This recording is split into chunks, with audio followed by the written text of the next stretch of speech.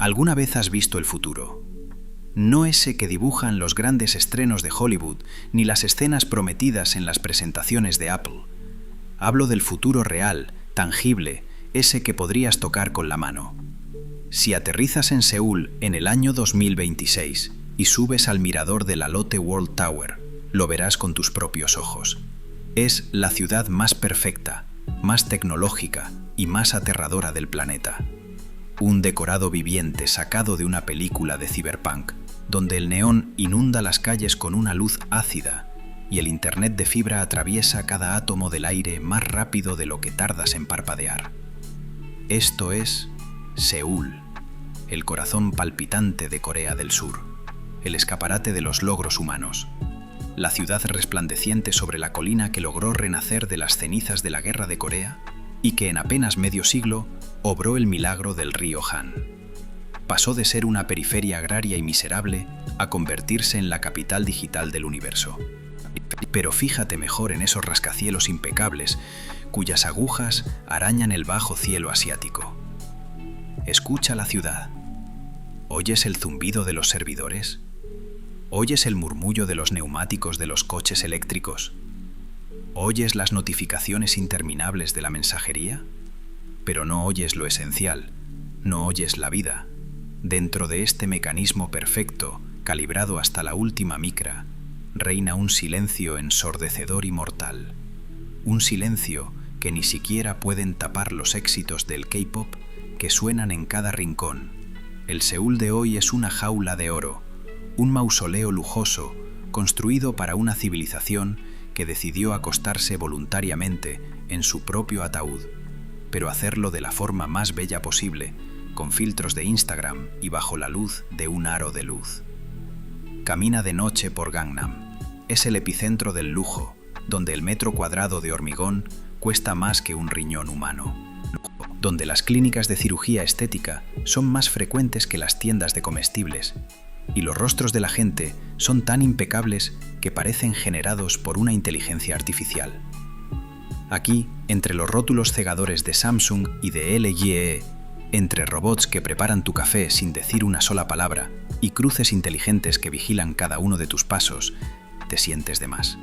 Aquí el ser humano es un modelo obsoleto, basura biológica, un error en el código que el sistema intenta optimizar. Miramos a Corea del Sur y vemos un paraíso tecnológico, los trenes más veloces, la mejor comida callejera, la cosmética más avanzada que promete la juventud eterna. Pero esto no es un paraíso, es la sala de espera antes del cadalso. Detrás de esta fachada brillante y retocada se esconde un agujero negro profundo que se traga a toda una nación. Esta ciudad es una ilusión colosal, el sueño colectivo de 50 millones de personas que corren hacia adelante a una velocidad enloquecida, solo para huir de la realidad. Y la realidad es que los parques infantiles de los barrios dormitorio se llenan de hierba y de óxido, porque no hay nadie que juegue en ellos. Las escuelas donde ayer sonaban los timbres se convierten en residencias de ancianos, donde los únicos sonidos son el arrastrar de las zapatillas y el pitido de los monitores cardíacos. Las maternidades se transforman en columbarios y funerarias, porque aquí el negocio de la muerte se ha vuelto más rentable que el negocio de la vida. Esto no es una simple crisis demográfica, de esas que balbucean con aburrimiento los economistas de traje gris en la televisión. No, es otra cosa. Es una catástrofe existencial. Es una rebelión biológica. Es el grito silencioso, pero furioso, de un pueblo entero que le ha dicho no a la continuidad de la especie. Corea del Sur construyó la sociedad de consumo perfecta. Una sociedad de eficiencia absoluta, donde no hay lugar para la debilidad, ni para las pausas, ni, según se ha visto, para los niños. Los niños son ineficientes, los niños son caros, los niños son un freno en la carrera profesional, donde debes correr un maratón a velocidad de sprinter, 24 horas al día, 7 días a la semana. Y los coreanos hicieron su elección, eligieron la desaparición. Solemos pensar que el fin del mundo es una gripe nuclear, la caída de un meteorito o un apocalipsis zombie.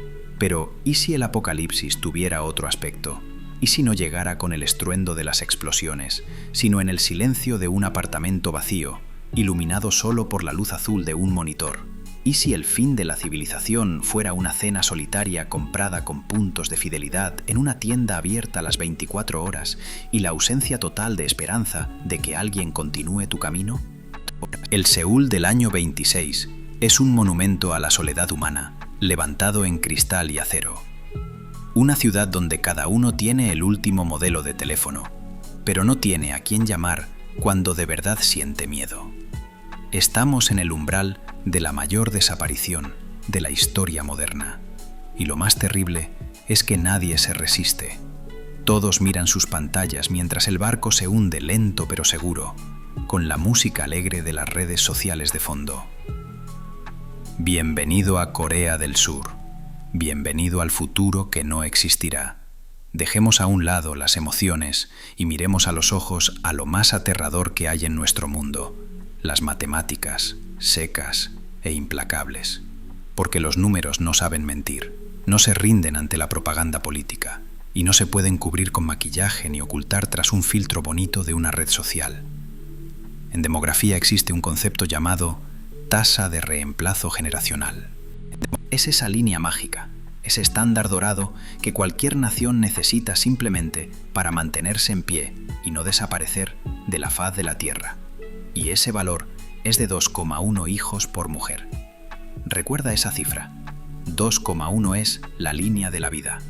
Es la frontera entre el ser y la nada, por debajo de la cual empieza el deslizamiento lento pero seguro hacia el abismo. Y si miras a la mayoría de los países desarrollados, verás que se balancean al borde. Pero Corea del Sur no solo cayó por debajo de esa línea, perforó el fondo y sigue precipitándose hacia abajo con la aceleración de una caída libre. En el año 2023, ese indicador se desplomó hasta la cifra monstruosa e inconcebible de 0,72. Y en Seúl, en esa capital resplandeciente del mundo, cayó por debajo de 0,6. Y esto no es una simple estadística que se lee en el periódico de la mañana con una taza de café y se olvida. Es una sentencia de muerte firmada por toda una civilización. Para que comprendas la magnitud de la catástrofe, imagina la Europa medieval en tiempos de la peste negra, esa misma plaga que arrasó con la mitad del continente en el siglo XIV. Pues bien, incluso entonces, entre montañas de cadáveres y hogueras ardientes, las mujeres seguían pariendo hijos y la población disminuía más despacio de lo que se reduce hoy en la pacífica, próspera y tecnológica Corea del Sur. Es un precedente único en la historia de la humanidad, una especie que, en la cima de su comodidad y su seguridad, se niega a reproducirse con tal furia como si se hubiera activado algún mecanismo genético de autodestrucción, grabado por la propia naturaleza. Intenta visualizar esta aritmética de la extinción. Imagina 100 coreanos. Es la generación de los abuelos. De ellos nacen 70 hijos. La siguiente generación. Y de esos 70 hijos, si la tendencia se mantiene, nacerán menos de 2 nietos. ¿Entiendes lo que significa? Significa que en apenas 2 generaciones, en unos 60 años, la población del país no se reducirá un 10% ni un 20%, sino 4 veces, convirtiendo una nación de 50 millones en un puñado de ancianos que viven sus últimos días en ciudades vacías. A esto se le llama la cruz demográfica, el momento en que la curva de la mortalidad cruza la curva de la natalidad y se dispara hacia arriba como un cohete, mientras la curva de los nacimientos cae como una piedra arrojada a un pozo. Y Corea ya cruzó ese punto de no retorno hace varios años. Ahora en este país se venden más ataúdes que cunas y hacen falta más agentes funerarios que comadronas. Cada año cierran cientos de guarderías. Sus edificios permanecen con las ventanas tapiadas, como monumentos a una infancia que se marchó. Y en su lugar abren residencias de ancianos, porque es el único mercado en crecimiento. Las escuelas primarias de las provincias de Gyeongsang y de Jeolla están vacías. En las aulas hay 2 o 3 alumnos, y los maestros esperan con miedo el inicio del curso, porque saben que un día no llegará nadie a la fila. Absolutamente nadie. es un apocalipsis silencioso. Ocurre sin explosiones ni disparos. Ocurre en los dormitorios, donde las parejas jóvenes deciden tener un perro en lugar de un hijo. Y en las consultas de los médicos, donde las mujeres piden esterilizarse, porque no le ven sentido a traer una nueva vida a este infierno de competencia. El profesor de demografía de Oxford, David Coleman, ya advirtió en el año 2006 que Corea del Sur podía convertirse en el primer país de la historia moderna en desaparecer por causas naturales, en simplemente agotarse, como un arroyo que se seca, y entonces se reían de él, lo llamaban alarmista y hereje. Pero hoy, en 2026, ya nadie se ríe. Las autoridades intentan apagar el incendio con dinero. Gastan cientos de miles de millones de dólares, reparten subsidios que superan el salario anual de otros países, prometen hipotecas preferentes y taxis gratuitos para embarazadas. Pero todo es inútil. Es como tratar un cáncer en fase terminal con hierbas o intentar detener un tsunami con un paraguas.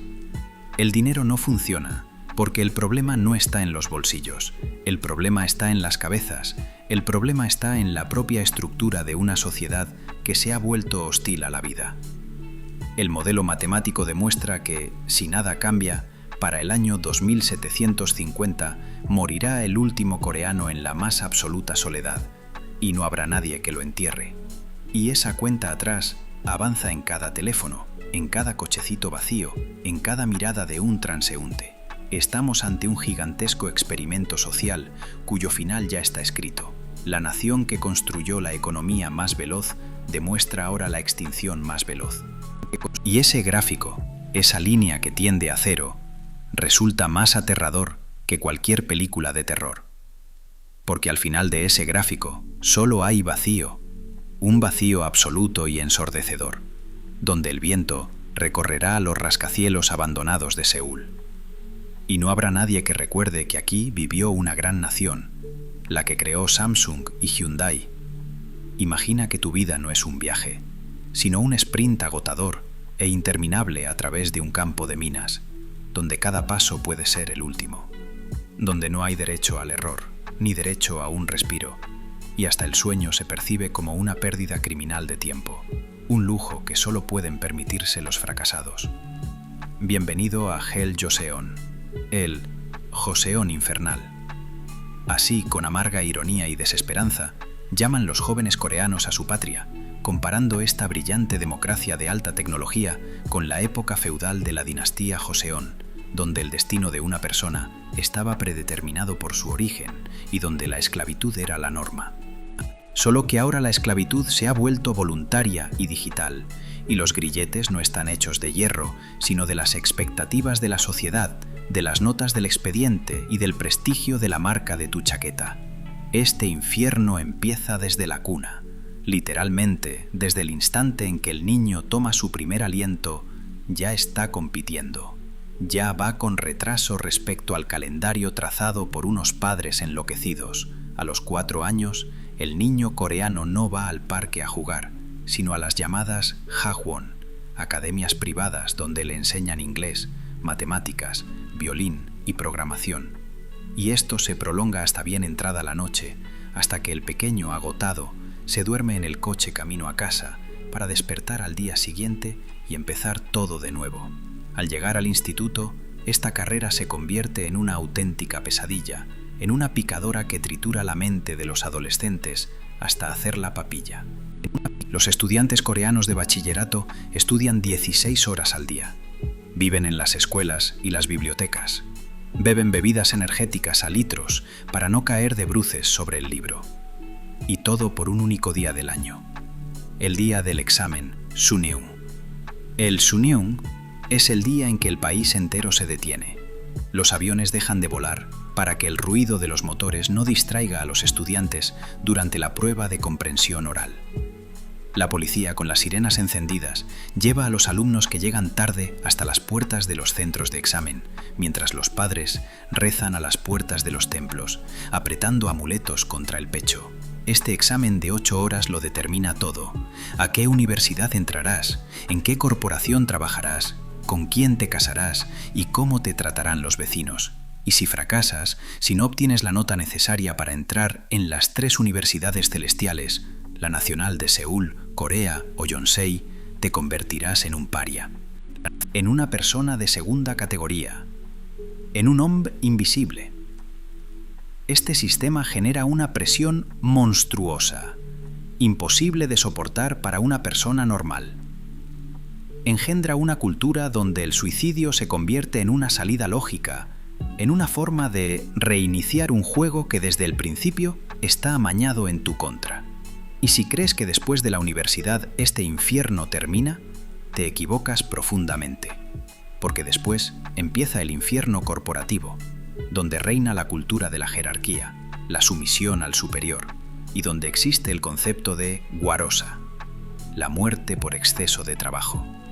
Sí, en el idioma coreano hay una palabra específica para la muerte por agotamiento en el puesto de trabajo. Y no es una metáfora, es un hecho médico, es una línea en el certificado de defunción. La gente muere en su escritorio, sus corazones se detienen por el estrés crónico y la falta de sueño, porque salir del trabajo antes que el jefe es una osadía inaudita, una traición al colectivo. Aunque no tengas nada que hacer, debes quedarte sentado fingiendo una actividad frenética hasta medianoche, y luego ir con el jefe a la obligatoria ronda de copas, donde estás obligado a beber soshu hasta perder el sentido, para demostrar tu lealtad. Vives en un diminuto estudio del tamaño de una celda, donde puedes alcanzar el inodoro desde la cama sin levantarte, y pagas por ello la mitad de tu sueldo. La otra mitad la gastas en café para no dormirte y en ropa para parecer exitoso. Porque en Corea la apariencia también es un capital, un arma. Si pareces cansado, pobre o poco atractivo, no te contratarán, nadie querrá conocerte, simplemente te borrarán de la realidad social. Esta competencia infinita y absurda de todos contra todos consume el alma. Convierte a las personas en zombies, en biorobots que cumplen funciones, pero no viven. Los jóvenes miran a sus padres, que entregaron su vida en el altar del milagro económico, y no ven héroes. Ven víctimas. Ven a unos ancianos cansados que no conocieron más que las paredes de una oficina y dicen: yo no quiero eso, no voy a jugar a este juego, me bajo. Hell Josen es un lugar donde el éxito no se mide en felicidad, sino en la cantidad de sufrimiento que fuiste capaz de soportar.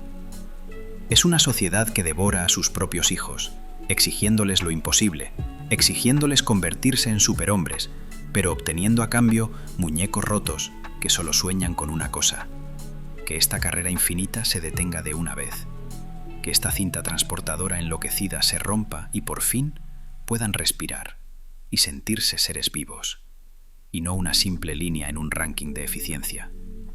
Solemos asociar una revolución con el ruido, con el estruendo de las barricadas, con los escaparates rotos, con el humo de los neumáticos ardiendo y los gritos furiosos de la multitud en la plaza principal. Pero la revolución más terrible que ocurre ahora mismo en Corea del Sur es absolutamente silenciosa.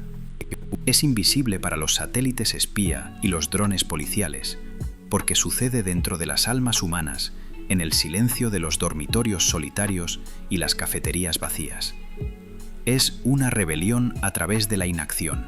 Es la gran huelga de los genes. Es el rechazo silencioso, pero firme, a la esencia misma de la existencia biológica. Y tiene un nombre: la generación Sampo. La palabra Sampo significa la renuncia a 3 cosas.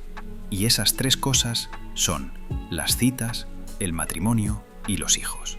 El cimiento sobre el que, durante milenios, se construyó cualquier sociedad humana. Pero para la juventud coreana de este siglo, esos conceptos básicos se han convertido en un lujo inaceptable, en bienes de élite, accesibles solo a unos pocos, como un avión privado o un vino de colección. Los jóvenes coreanos miraron el precio que la sociedad le colgó al amor y dijeron: gracias, pero no vamos a participar en esto, no está a nuestro alcance. Y no se trata solo de dinero, aunque el abismo económico aquí es monstruoso. Se trata de una bancarrota emocional. ¿Para qué ir a una cita si más que un encuentro romántico entre 2 corazones recuerda a una dura entrevista de trabajo, donde la otra persona evalúa tu universidad, tu salario, la marca de tu coche e incluso el barrio en el que viven tus padres. En Corea el amor dejó de ser química, se convirtió en matemática, en un cálculo frío, en una fusión de capitales. Y si no tienes suficientes activos, simplemente quedas fuera del juego. Desde el principio te conviertes en un activo sin salida en el mercado matrimonial. Imagina a un chico que trabaja de repartidor o a una chica sentada en la caja de una tienda de 24 horas. Saben que jamás, escúchame bien, jamás podrán ahorrar para un piso en Seúl, donde los precios de la vivienda han despegado hacia la estratosfera. Saben que el sistema de alquiler coreano, con su gigantesca fianza, está roto. Y por eso toman una decisión racional y fría: amputar sus propios deseos. Primero renuncian a las citas, porque el cine y una cena cuestan demasiado. Luego, tachan el matrimonio, porque una boda en Corea es una feria de vanidades donde hay que impresionar a cientos de invitados. Y después ponen una cruz sobre los hijos, porque un hijo es el proyecto de inversión más caro que existe y con altísima probabilidad acabará en pérdidas. Pero lo más terrible es que en el Sampo no terminó todo. Esta gangrena social empezó a extenderse y pronto apareció el término OPO, la renuncia a 5 cosas, cuando a la lista se sumaron la renuncia a la vivienda propia y la renuncia a los vínculos sociales. Y hoy, los sociólogos hablan con horror de la generación EMPO, donde la N representa una variable matemática que tiende al infinito. Es la generación de la renuncia total. Personas que renunciaron a los sueños, a los pasatiempos, a la esperanza y, en esencia, a la vida misma, convertidas en sombras biológicas que se deslizan por las calles de la metrópoli. En lugar de relaciones reales, eligen novias virtuales en chatbots. En lugar de cenar con amigos, ven vídeos donde otra persona come porciones enormes de comida frente a la cámara, creando la ilusión de una presencia, la ilusión de saciedad y de calor. Es una vida sustituta, una vida placebo, donde las emociones reales se reemplazan por inyecciones de dopamina que dan los me gusta en las redes sociales y la compra de baratijas baratas, algo que allí llaman el gasto de mandarlo todo al diablo. Cuando compras un pintalabios caro o un juguete solo para sentir, aunque sea una pizca de alegría, en ese túnel gris de la desesperanza. Este rechazo a reproducirse no es simple egoísmo, como gustan de gritar los políticos desde la tribuna. Es una forma de protesta. Es un dedo corazón, levantado ante la sociedad patriarcal, ante las corporaciones y ante el Estado.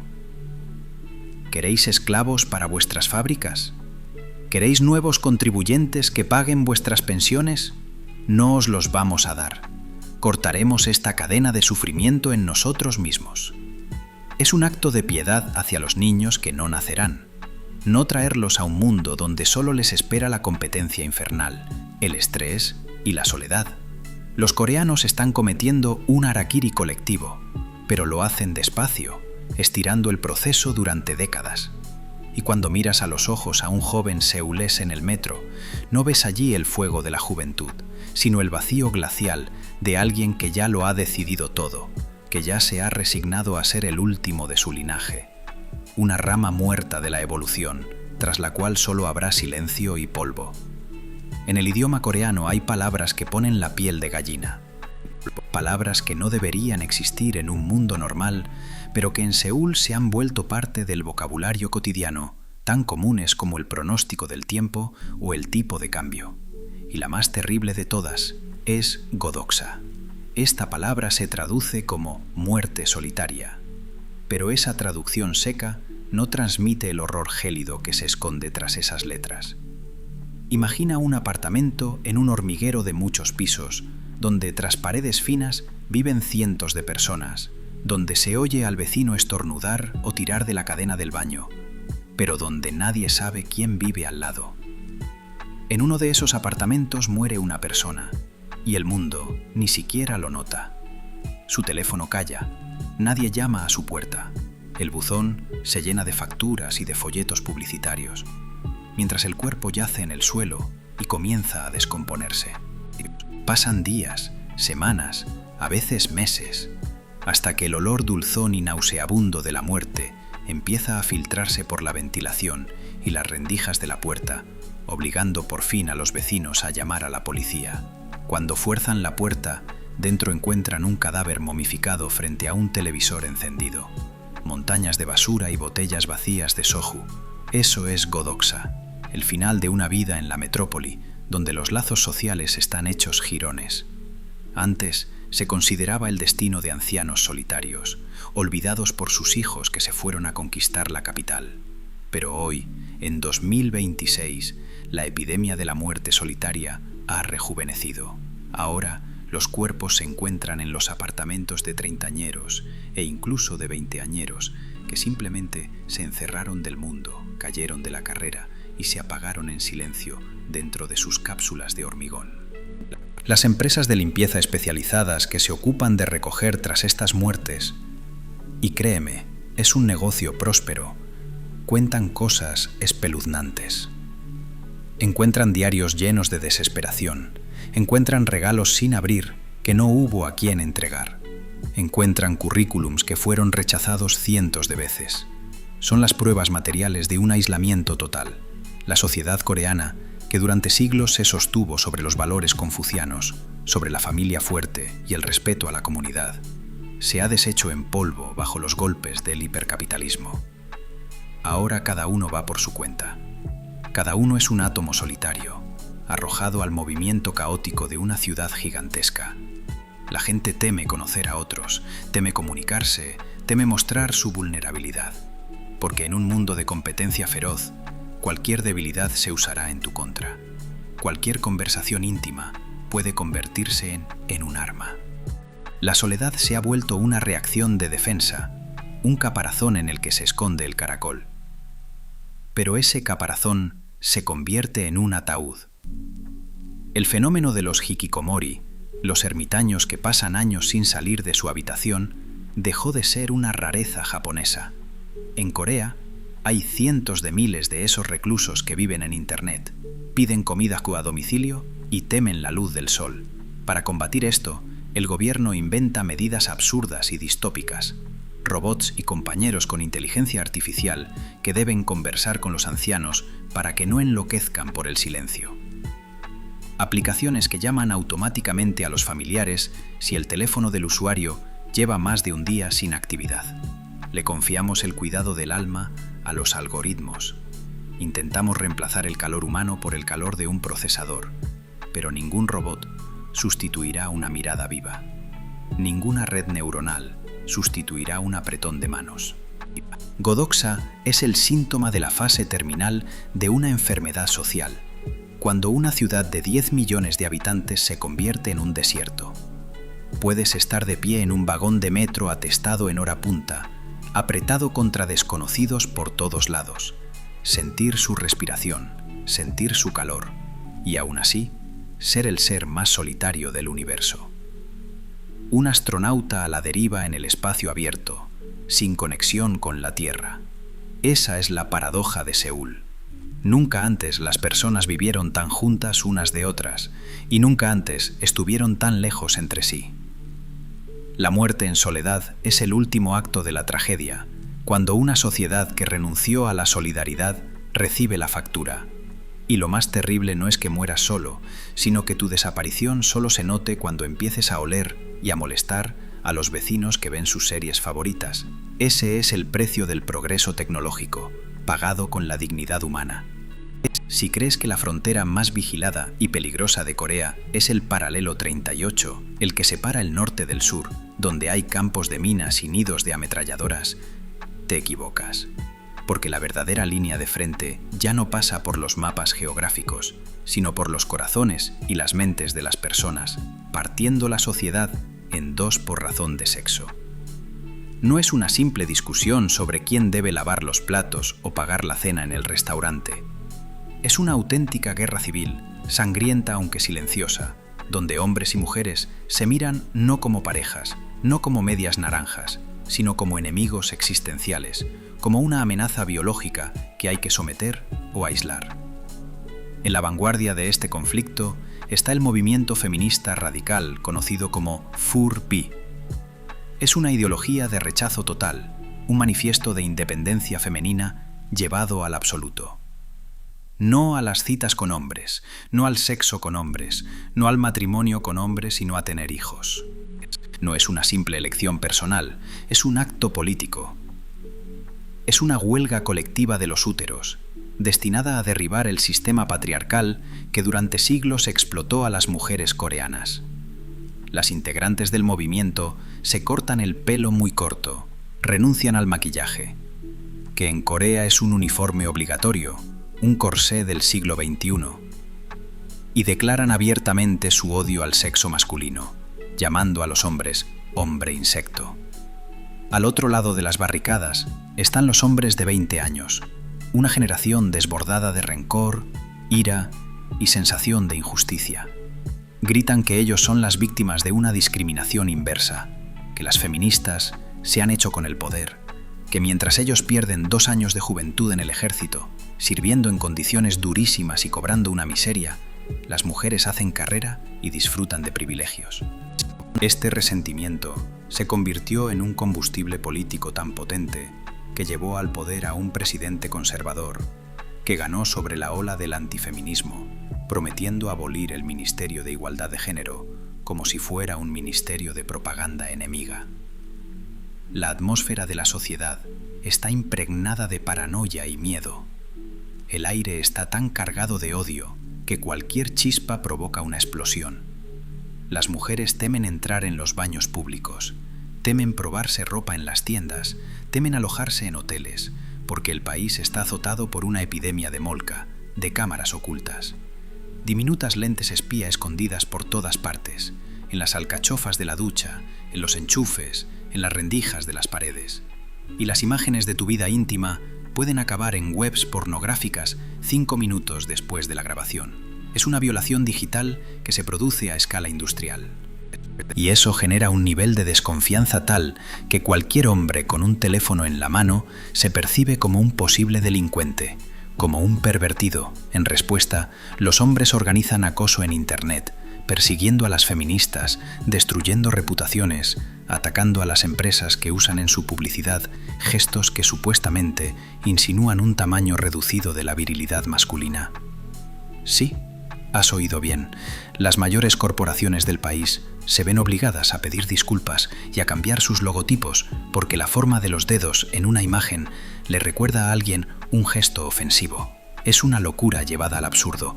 Es una guerra de todos contra todos, donde el campo de batalla son los foros de Internet, las calles y los dormitorios. La tecnología de los deepfakes echó más leña al fuego, cuando miles de mujeres corrientes, maestras, enfermeras, estudiantes, descubrieron sus rostros pegados por redes neuronales a vídeos pornográficos en chats cerrados de mensajería. Y eso destruyó por completo los restos de empatía. ¿Cómo amar a quien hace algo así? ¿Cómo confiar en quien ve en ti a un enemigo? Los puentes están quemados, el diálogo es imposible, los idiomas del amor se han olvidado. Los reemplazó el idioma de los ultimátums y los insultos. Los hombres y las mujeres coreanos se convirtieron en 2 especies biológicas distintas que viven en el mismo territorio, pero en universos paralelos, sin cruzarse, sin rozarse, rodeados de muros de cinismo. En esta guerra no hay vencedores, solo hay perdedores. Son los niños que no nacerán, las familias que no se formarán, las camas frías. La nación no muere por un virus ni por el hambre, muere de odio, que se convirtió en la única emoción fuerte capaz de unir a las personas, pero unirlas no a favor, sino en contra. Y ese odio esteriliza al país de forma más eficaz que cualquier castración química, transformando un jardín floreciente en un desierto calcinado, donde lobos solitarios muerden la garganta de lobas solitarias. Si miras el mapa nocturno del satélite de la península coreana, verás una mancha de luz brillante y cegadora en el noroeste. Es Seúl, que resplandece como si allí hubiera estallado una supernova. Pero basta con apartar la vista un poco hacia un lado, más allá del área metropolitana de la capital, y verás cómo la oscuridad empieza a espesarse, tragándose ciudades, pueblos y aldeas como un agujero negro insaciable. Corea del Sur, de hecho, dejó de ser un estado en el sentido habitual de la palabra. Se convirtió en una ciudad-estado, en la República de Seúl, una monstruosa metrópoli aspiradora que, con una fuerza aterradora, succiona de las regiones todo lo que está vivo: el dinero, los recursos, el talento y, lo más importante, la juventud. Sube al tren de alta velocidad hacia el sur, en dirección a Busan o a Gwangju, y mira por la ventana. No verás paisajes bucólicos, sino la crónica de una muerte lenta. Verás parques infantiles oxidados por los que crece la hierba alta. Verás escuelas con las ventanas tapiadas, por cuyos pasillos solo pasea el viento, esparciendo viejos cuadernos. Verás barrios enteros con las persianas de las tiendas bajadas, sobre las que se decoloran carteles de «Se alquila», escritos hace 10 años.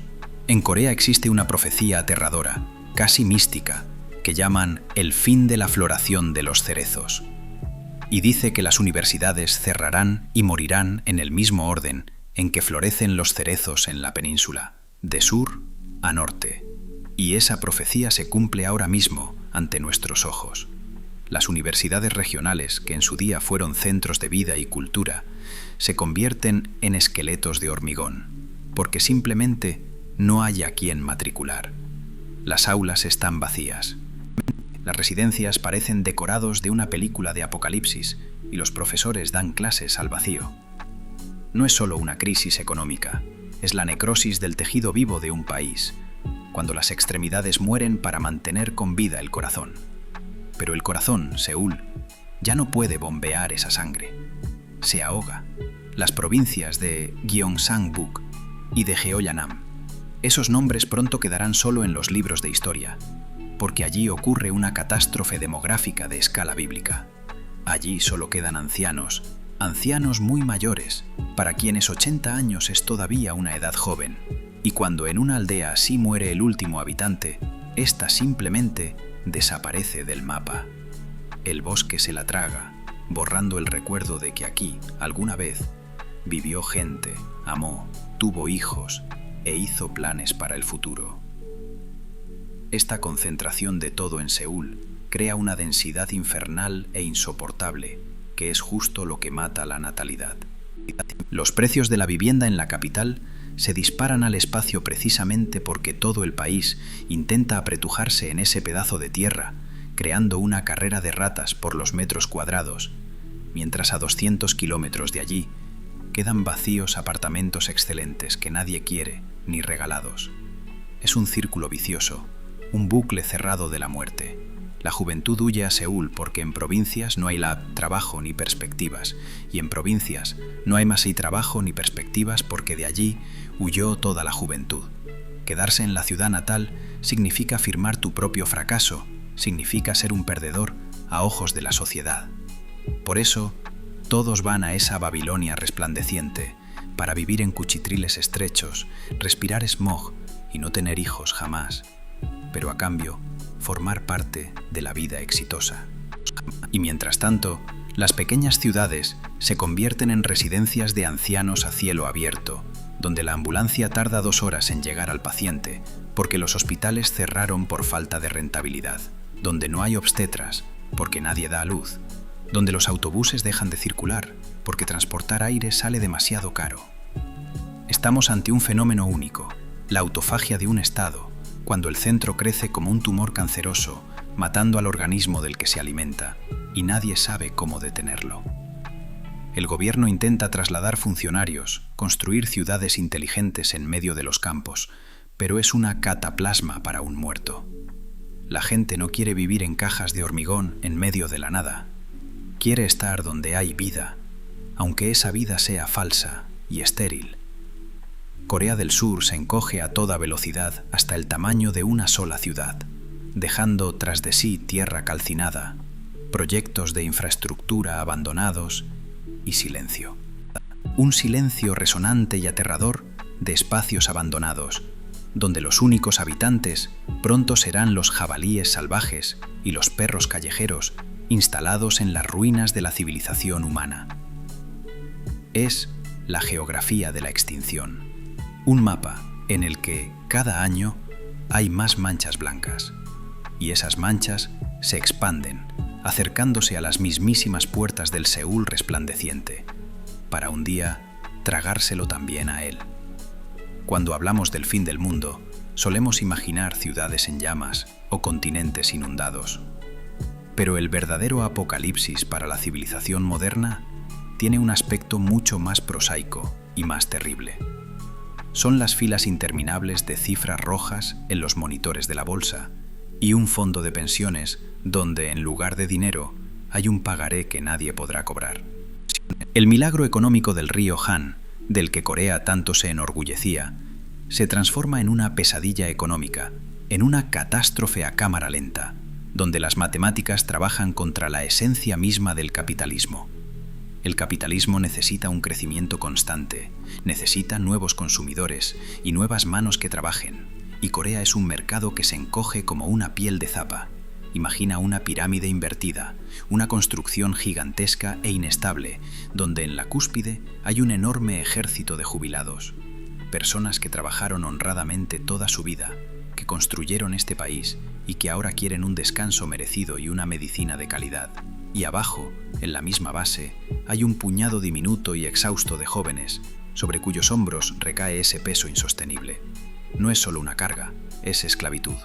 Según los cálculos de los economistas, para el año 2050 cada coreano en activo deberá mantener a un jubilado. Es decir, entregar la mitad, o incluso más, de sus ingresos solo en impuestos y cotizaciones sociales. Y esto en un país donde la vida ya cuesta un dineral. ¿Quién aceptaría semejante contrato social? ¿Quién querrá trabajar 12 horas al día sabiendo que todos los frutos de su esfuerzo se los tragará una gerontocracia voraz? El sistema de pensiones de Corea del Sur es un clásico esquema piramidal, una pirámide financiera que solo funciona mientras llegan nuevos aportantes, es decir, nuevos contribuyentes. Pero no hay nuevos aportantes. Las maternidades están vacías y el fondo, según las previsiones más optimistas, se vaciará por completo, llegará a cero, hacia el año 2055. ¿Qué pasará después? El Estado simplemente imprimirá dinero, pero eso provocará una hiperinflación que destruirá los ahorros, o elevará la edad de jubilación hasta los 80 años. Pero mira las calles de Seúl, ya hoy. Verás un ejército de ancianos que recogen cajas de cartón, que arrastran enormes carros de papel usado por la calzada, arriesgándose a ser atropellados para ganar un par de dólares y comprarse un plato de arroz. El nivel de pobreza entre los mayores en Corea es el más alto del mundo desarrollado. Casi la mitad de los ancianos vive en la miseria, y esto en uno de los países más ricos del planeta. Es el futuro que espera a los treintañeros de hoy. Saben que no tendrán pensión. Saben que su vejez no transcurrirá en cruceros, sino en la lucha por la supervivencia. Y ahora mira las fábricas, la columna vertebral de la economía coreana. Los astilleros de Hyundai, las plantas de Samsung, las líneas de montaje de Kia. Allí no hay quien trabaje. La edad media de un obrero en un astillero coreano se acerca a los 60 años. La juventud no quiere ir a un trabajo sucio, duro y peligroso. Incluso por un buen sueldo, prefieren estar en oficinas o trabajar de repartidores. Y los robots, por muy inteligentes que sean, no pueden reemplazar al ser humano en todas partes. Las empresas están en pánico, no pueden cumplir los pedidos, pierden competitividad frente a China y la India, donde la mano de obra sobra. Es una ironía del destino. El país que apostó por la exportación y la tecnología se asfixiará por la falta de personas capaces de mantener esa tecnología. El mercado interno muere porque los ancianos consumen poco. No necesitan nuevos aparatos, ni ropa de moda, ni hipotecas, ni automóviles. Necesitan medicinas y cuidadores. La economía del estancamiento es una economía donde cierran las boutiques de moda y abren las farmacias, donde las empresas emergentes mueren sin encontrar inversores. Porque los inversores temen invertir en un país que se muere. La calificación crediticia de Corea se deslizará hacia abajo, los inversores empezarán a retirar sus capitales, y el tigre asiático, que un día rugía ante el mundo entero, se convertirá en un gato enfermo y desplumado, incapaz siquiera de cazar un ratón. Es el hundimiento de un modelo que parecía perfecto. Es la prueba de que el Producto Interior Bruto no puede crecer eternamente si la nación se extingue. Y ese colapso económico no será una explosión instantánea, sino una asfixia larga y dolorosa, donde cada año será peor que el anterior y no habrá esperanza de mejora. Porque la demografía es el destino, y ese destino ya no se puede reescribir con ninguna inyección financiera. Hay un tema del que en la sociedad coreana da todavía más miedo hablar que de la muerte. Un tema que es un tabú absoluto en la cena familiar y que provoca un escalofrío nervioso en los políticos, temerosos de perder los votos del electorado conservador. Y ese tema es la inmigración. Corea del Sur se enorgulleció durante siglos de su homogeneidad, de su pureza étnica, elevando el concepto de una sola sangre, una sola nación, al rango de religión de Estado e idea nacional, donde ser coreano no significa simplemente tener un pasaporte con un escudo, sino tener el ADN correcto, los antepasados correctos y los rasgos correctos. Es un país isla, no solo geográficamente separado del continente por la frontera infranqueable con Corea del Norte, sino también mentalmente aislado del resto del mundo por un muro invisible de xenofobia y superioridad cultural. Un lugar donde cualquier extranjero, aunque haya vivido aquí 20 años y domine el idioma a la perfección, seguirá siendo para siempre un forastero, un intruso, una persona de segunda categoría a la que nunca aceptarán como uno de los suyos. Pero hoy, este orgulloso aislamiento choca con una realidad cruel. En el país, físicamente, faltan personas para mantener el funcionamiento básico de la vida. No hay quien recoja las fresas en los invernaderos. No hay quien cuide a los enfermos postrados en los hospicios. No hay quien funda el acero en las fábricas. Corea se ha visto ante un dilema monstruoso e irresoluble, ante la elección entre dos tipos de muerte.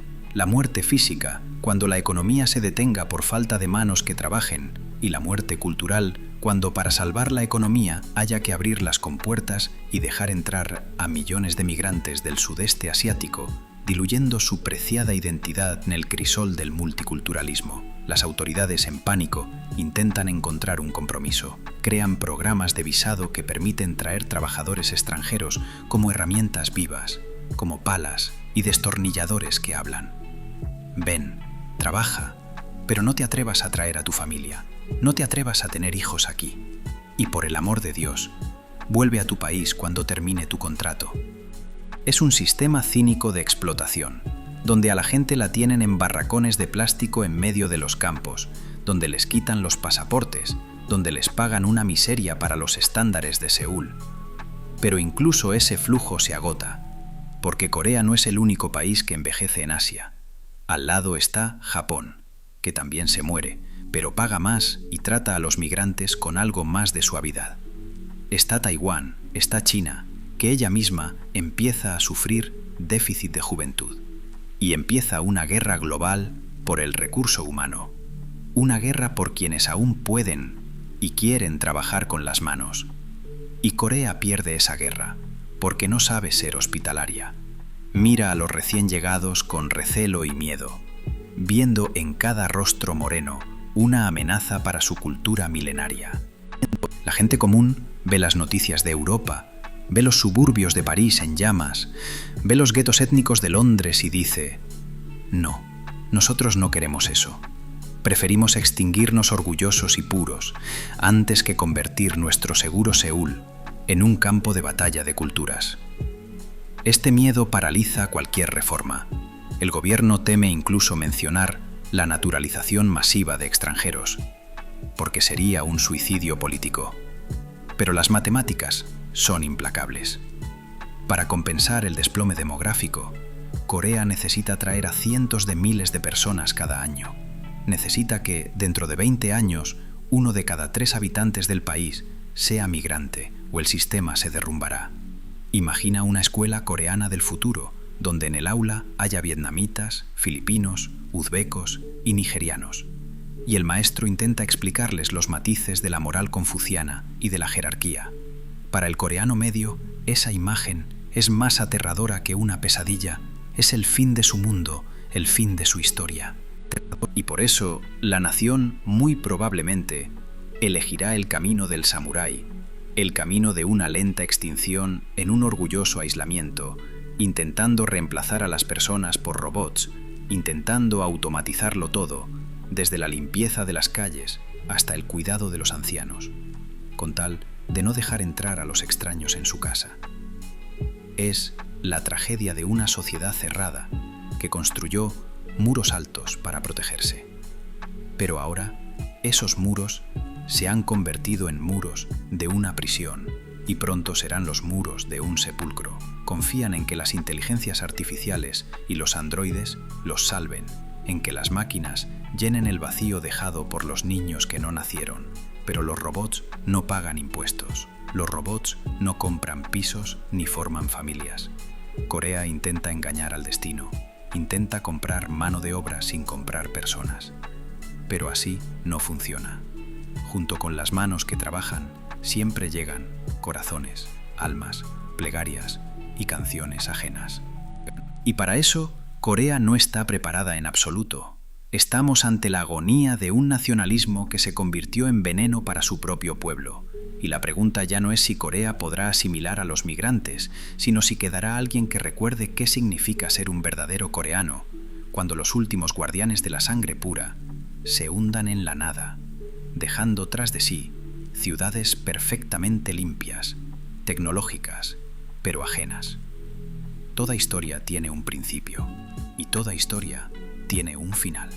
Pero rara vez, el final de una civilización entera puede predecirse con exactitud de un año, como si fuera la fecha de lanzamiento de un nuevo teléfono o el estreno de una gran película. Para Corea del Sur, esa fecha ya está fijada. Está grabada en el mármol de los informes estadísticos, y es el año 2750. Justo entonces, según los cálculos de la Asamblea Nacional, morirá el último ciudadano de este país, el último hablante de su lengua, el último guardián de la memoria de que un día, en esta península, hervía la vida. Intenta cerrar los ojos y trasladarte a ese día. Imagina Seúl dentro de 700 años. Ya no es la ciudad del neón y del ruido. Es una necrópolis gigantesca y majestuosa, donde la naturaleza por fin se ha tomado su revancha sobre la tecnología. Las lianas envuelven los esqueletos de los rascacielos, convirtiéndolos en jardines verticales. Las raíces de árboles centenarios rompen el asfalto de las avenidas de Gangnam. Y en los túneles vacíos del metro, donde antes millones de personas corrían al trabajo, ahora fluye el agua y viven los murciélagos. En una de las salas, en un edificio que un día fue el mejor hospital del mundo, sobre una cama perfectamente conservada, alimentada por una fuente de energía eterna, yace un anciano profundo. A su alrededor están las máquinas más perfectas, robots, cuidadores con rostros humanos y bondadosos, que le secan la frente, le acomodan la almohada y le susurran palabras de consuelo, sintetizadas por los mejores algoritmos. Pero en la habitación no hay ni una sola persona viva. No hay hijos, no hay nietos, no hay bisnietos. Él es el último. Cuando su corazón se detenga, cuando la línea recta del monitor emita su pitido monótono e interminable, junto con él desaparecerá un mundo entero. Desaparecerá el idioma coreano, que ya no habrá nadie que hable. Desaparecerá la cultura coreana, que quedará solo como bytes de datos en unos servidores. Desaparecerá la memoria de las guerras, de las victorias, del amor y del sufrimiento de 50 millones de almas.